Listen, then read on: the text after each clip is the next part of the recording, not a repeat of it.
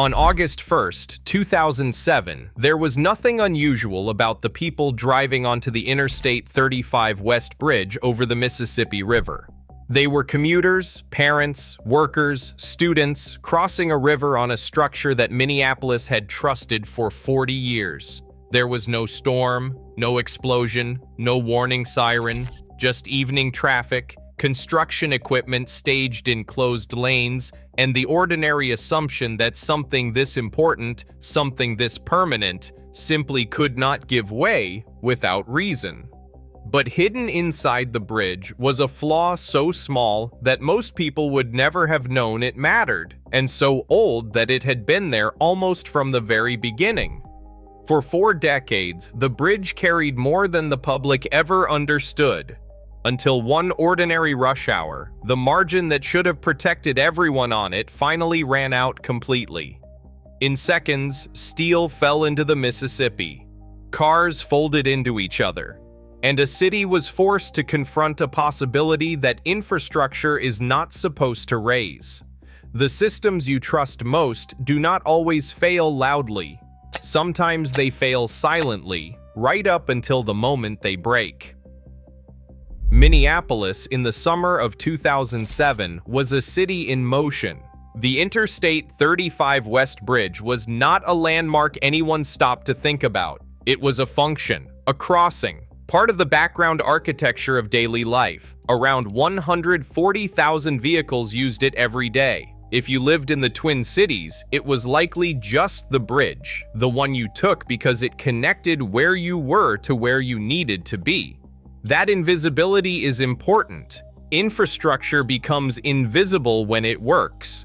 That's the whole point of it, to make the journey between two places feel like nothing. Roads are invisible when they're smooth. Bridges are invisible when they hold. The Interstate 35 West Bridge had held for 40 years, which meant 40 years of drivers not thinking about it, which is exactly what a bridge is supposed to achieve. On August 1st, 2007, the day was ordinary in the way that August Wednesdays in Minneapolis are ordinary. Traffic moved.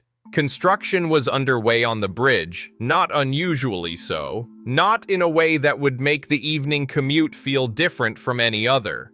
There were workers. Equipment had been staged. 4 of the bridge's 8 lanes were closed. People in the remaining lanes moved at the rhythm of the roadwork, which is to say, slowly but continuously, the way traffic always moves around construction. You're heading home. You've done this 1,000 times. The bridge is wide enough, it is solid enough, and it has never given you a single reason to wonder about it. You don't wonder about it now. That's the whole setup. Not a dramatic scene, not a tense buildup, just a city in motion, trusting a bridge the way you trust a floor to hold your weight when you step on it. Not consciously, not with inspection, but with the full accumulated weight of 40 years of it having worked before. The disaster did not begin that evening. It began decades earlier in the bridge's design. The Interstate 35 West Bridge opened in 1967. It was a steel deck truss design, the kind of structure that uses a web of connected metal members to distribute load across a span. If you have looked at a large bridge from the side and seen that triangulated framework of beams, you have the basic image. The system works because no single element carries everything. Load travels through the network, and each connection point in that network is supposed to be strong enough to handle what passes through it. Connection points are the handshakes of a truss bridge. They are where the logic of distribution actually happens. And at those joints, where multiple structural members meet, you have what engineers call gusset plates. Flat steel plates that hold the intersecting members together and transfer forces from one element to another. They are not the most dramatic part of a bridge. They are not what anyone photographs. But they are doing real work, constantly, in every load-carrying direction. And if they are too thin, if their load capacity is not what it should be, The bridge is compromised in a way that has nothing to do with age, corrosion, or anything visible from the outside. The gusset plates at the U-10 nodes on the Interstate 35 West Bridge were, from the beginning, undersized. This was a design error, not a construction defect. The plates were built as designed. The design itself was wrong. The load capacity those plates actually had was insufficient for the role they were being asked to play inside the bridge. I want to sit with that for a moment because I think it is the most important single fact in this story, and also the one most likely to get skimmed over. The flaw was not something that developed over time. It was not corrosion that might have been caught earlier with better inspection. It was not a fatigue crack that grew from a surface scratch over 30 years of traffic.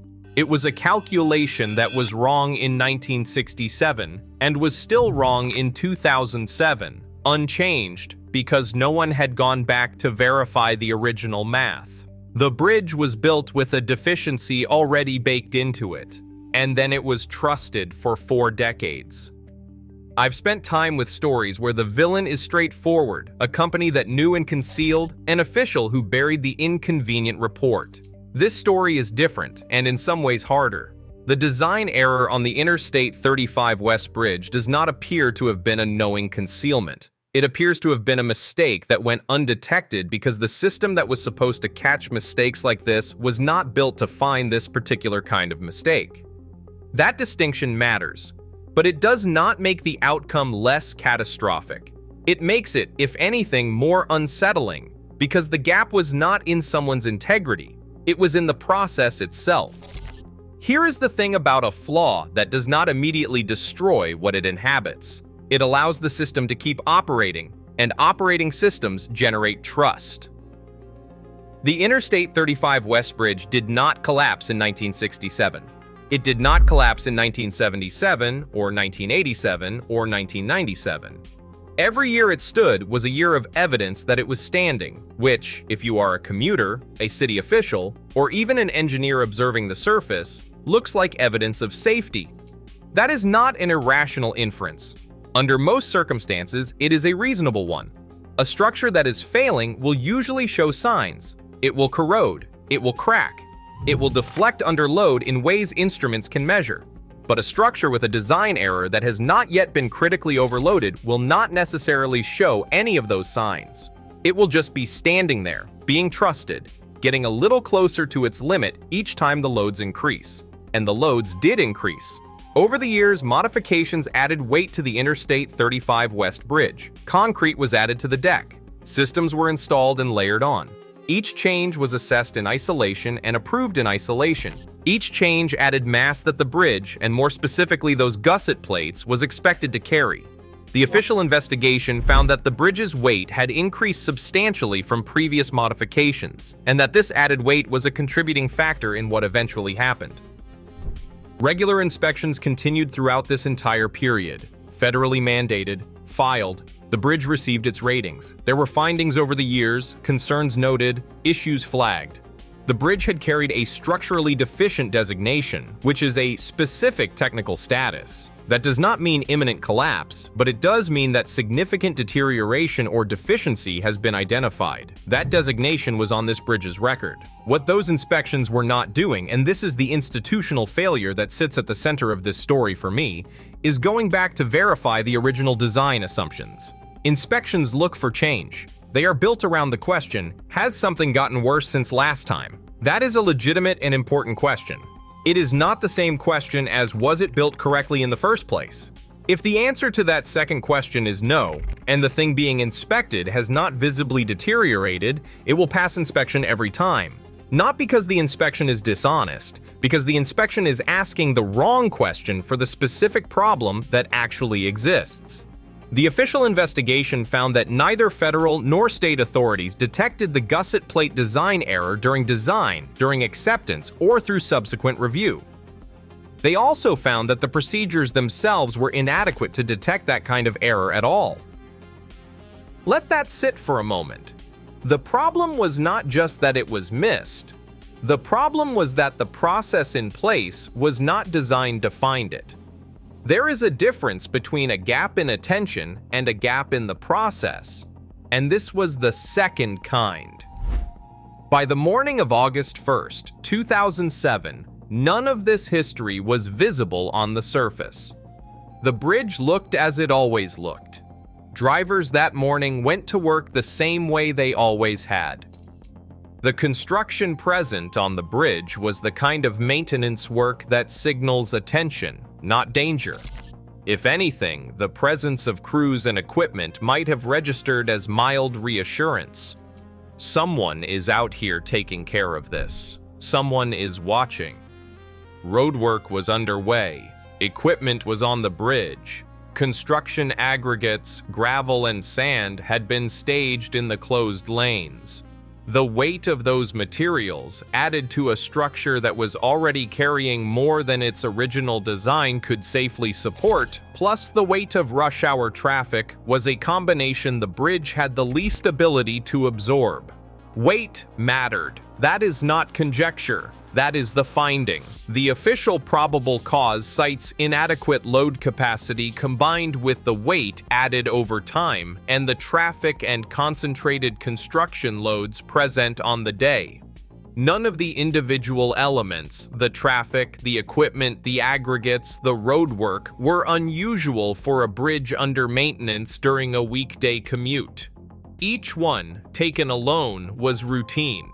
But they were not operating on a bridge with its full intended margin. They were operating on a bridge that had spent 4 decades being asked to do more than its weakest connection could safely handle, and that had survived not because the margin was adequate, but because the critical threshold had not, until that day, been crossed.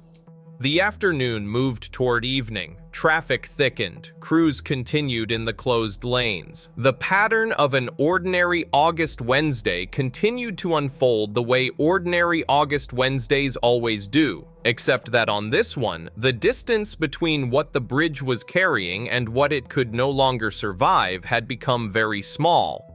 By early evening, the bridge was still standing. The commute was running. The city was moving. At approximately 6:05 in the evening, the Interstate 35 West Bridge collapsed. The main span fell, not gradually, not with the audible distress we expect from something in its final moments. In seconds, steel that had been overhead became steel that was in the water. 13 people died. 145 were injured. I am not going to describe in detail what those seconds looked like for the individuals on that bridge because I do not think it serves the story and I do not think it serves them. What I will say is that the speed of it is part of what makes this so difficult to absorb. These were people in cars in traffic, people doing something with essentially zero perceived risk, crossing a bridge, going home.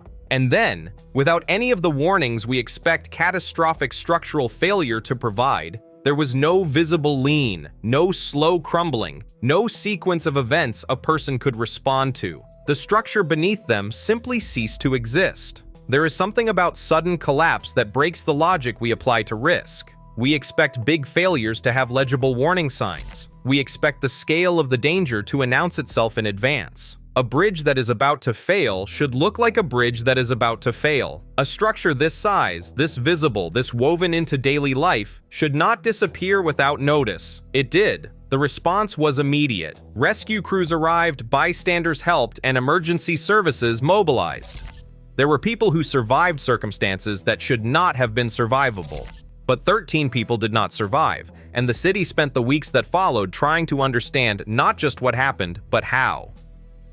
How does a bridge carrying 140,000 vehicles a day collapse on a Wednesday evening in August? How does something this trusted, this permanent, this fundamental to daily life just fail? That question drove the investigation, and the answer, when it came, was both precise and deeply uncomfortable. This was not a random break. It had a cause, and the cause was not a sudden event. It was not a storm, an explosion, or anything the people on that bridge could have foreseen or avoided. It was the consequence of a design error that had been present since the bridge was built, combined with 40 years of increasing load and a review framework that was never designed to find what it needed to find. The National Transportation Safety Board's investigation produced a clear finding. The probable cause of the Interstate 35 West Bridge collapse was the inadequate load capacity of the gusset plates at the U10 nodes, a design error combined with the substantial weight that had been added to the bridge over time and the traffic and construction loads present on the day. The chain is clear. The mechanism is reconstructible. What the investigation also found, and what I think carries the further reach for anyone paying attention, is that the conditions for this disaster were not detectable by any of the oversight processes that existed. The design error was not caught during original design review. It was not caught during federal or state acceptance. It was not caught through 40 years of required inspection. Not because the people involved were incompetent in some obvious cartoonish way, because the processes they were using were designed for a different problem. An inspection regime built to identify visible deterioration cannot identify a design error that produces no visible deterioration. That is a true statement. It is also a damning one, because it means you can follow every rule, complete every required inspection, file every report on time, and still leave a bridge carrying a fatal flaw for 4 decades. The framework was honest within its own limits. The problem is that its limits were not equal to what this bridge actually needed. The replacement bridge, rebuilt, redesigned, and instrumented with sensors, opened on September 18, 2008, and was finished in just over a year. For infrastructure at that scale, that is genuinely fast, and it reflects real commitment. It was built with a consciousness about what went wrong that the original bridge never had. I'm glad it was built that way. And I also think that if the story ends there, collapse, investigation, new bridge, lesson applied, it closes too neatly. Because the lesson is not specific to Minneapolis. The lesson is about what we actually know versus what we assume about the systems we depend on every single day. The Interstate 35 West Bridge was trusted. It had earned that trust in the narrowest possible sense by not yet failing. But that survival was not evidence of safety. It was only evidence that the threshold had not yet been reached. Those are not the same thing. They just look identical from the outside until the day they stop looking identical. There are other structures in other cities that have also not yet crossed that threshold. Whether that means they are genuinely safe, or whether it means they are carrying a flaw no one has yet thought to look for, is not something I can answer for you. It is something I think we should be asking. The collapse began long before the collapse. On a Wednesday evening in August, during rush hour, a city trusted a bridge the way you trust anything that has never yet failed you, fully, unconsciously, completely. And what broke that evening was not only steel, it was the assumption that a working system and a safe system are the same thing. They are not. And the gap between them is where these stories live. If this kind of story is what brought you here, subscribe. There is more on the way, and the rabbit holes only get deeper. Like this video if you think it is worth someone else finding it. I want to ask you something in the comments. Is there a bridge, a tunnel, an overpass, a piece of infrastructure near you that you cross regularly without thinking about it? Because that feeling, that automatic, unconsidered trust, is exactly what this story is about. Drop it below. I read everything. Sometimes that is where the next video starts.